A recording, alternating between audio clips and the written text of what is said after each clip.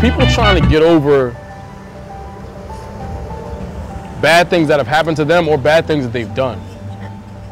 The thing that helped me, like I was arrested when I was 19, and that was tough. I was very arrogant. I was disappointed in myself. I disappointed a lot of people in my life, and all of a sudden took me from token black man to every other black man.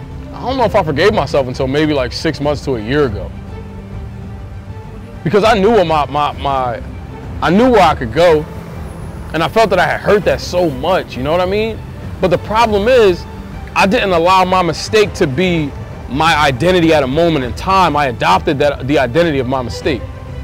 And I think what happens is we adopt the identity of our trauma. We adopt the identity of our mistakes. But you gotta realize you're not that person anymore. You're not that person that got hurt. You're not that person that made that mistake. And so sometimes I just think we hold on to that person too long instead of realizing the lesson and being able to move forward and say, I'm good now. And it's not to say that you pretend it never happened. It's to say that now you're more aware of the lesson that you learned, and you can be on guard of it not happening again.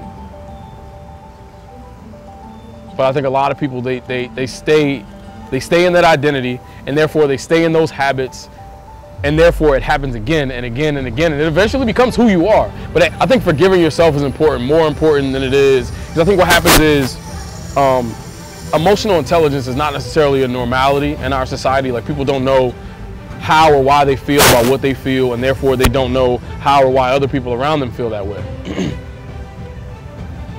When you decide that you forgive yourself, it's a lot easier to deal with the people around you that haven't forgiven you.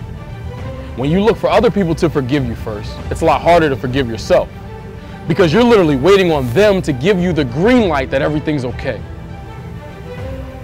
Forgiveness of self is something we have to learn to do every day.